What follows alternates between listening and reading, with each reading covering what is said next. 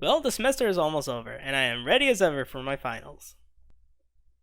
Oh, this is gonna be a hard test. Oh boy. 2 more weeks left.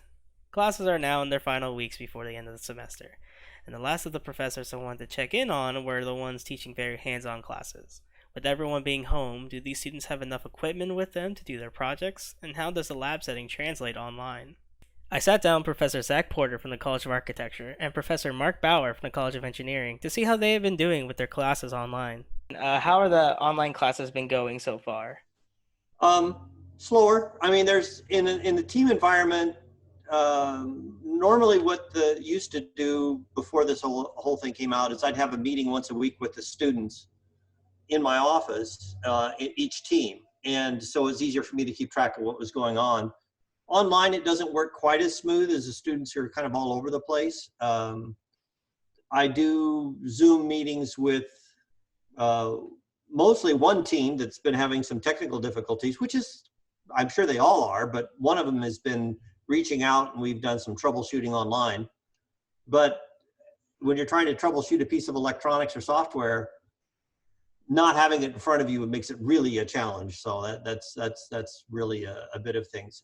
We've had to shift some of the deliverables. So they won't necessarily be building physical models that the critics and the jurors will be taking and looking around at the spaces they've designed, but instead they're using digital modeling software, and we're having to make use of Zoom's annotate function so they can share their digital models they've been producing, and I can go in and draw over those. But I would say generally the process has been quite smooth. I mean, the group of students I have is an ambitious group, and they've all worked hard to kind of keep the continuity as much as possible. I'm also in charge of a bunch of labs that the TAs teach.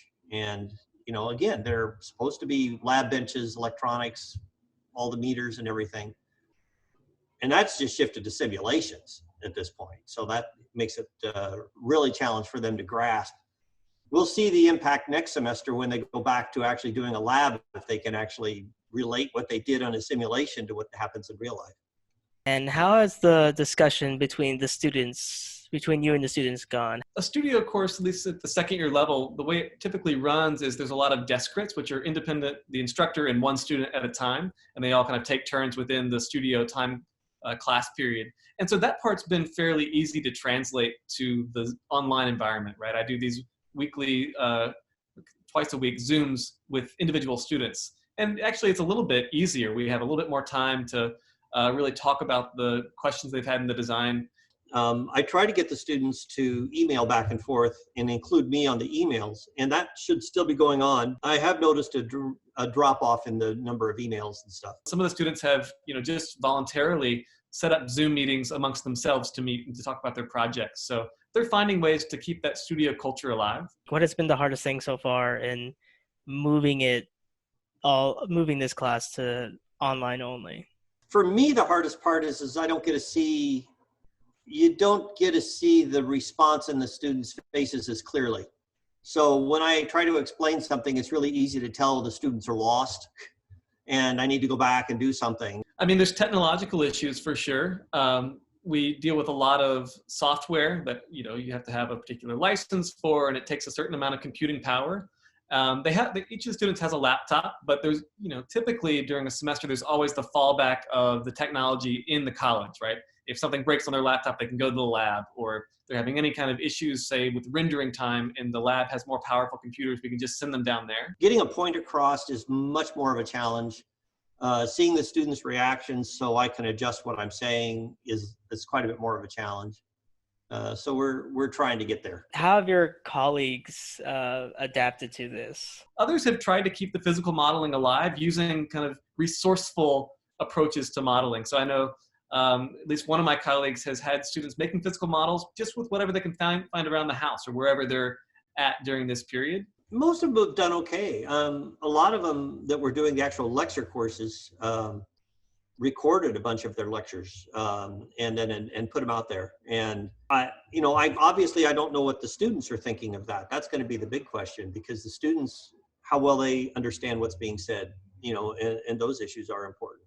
And I don't know. I mean, I think they're certainly giving it its all. And some of the concepts are really, really difficult. So I don't know how it's coming out the other end. I mean, that's going to be the big question. What advice would you give to some students struggling with these online classes? We're almost done with it. Dead week's coming up. Finals week is coming up. So what would you say to some students still Bug your struggling? professor. Email them. Don't leave them in the dark. Don't blow it off. Email them. Say, I'm having problems with, and then list it out. There are students that are having problem with internet access, in their wherever they're staying and stuff like that. And we can make arrangements for various things, and maybe we come up with a compromise somewhere along the way. I think one of the biggest things is a structure. So finding some way to replicate or replace the structure that the course semester offers. So that might mean, having certain times of day where you're working on certain classes. It could be when you were in class for that particular class, or maybe there's some other structure that makes more sense for your situation. But I think having a set time, I don't know if it means from 9 to 11, you're working on one course, and then after lunch, you're working on a different course for specific days. But just don't blow it off. That's the biggie. I mean, the professors are all trying to figure out what to do also. So there's a lot of room for adjustments in there. And just doing simple things like, getting out of bed at a decent hour, putting on clothes, and not trying to, be in a intellectual zone when you're still in your sweatpants on your bed. Maybe having a dedicated work area, and really, trying to have that structure be something that you're generating that's not going to automatically be there as it would be when you're on campus. So I think that can go a long way. Well, after doing all of these interviews, it looks like every professor all over the university has met this challenge head on, with professors doing their best to stay in contact with their students, to understanding some students are taking longer with assignments due to the change in class structure halfway through the semester. And that's what we all need in this time of isolation. People who are willing to help us and to know exactly what we're going through.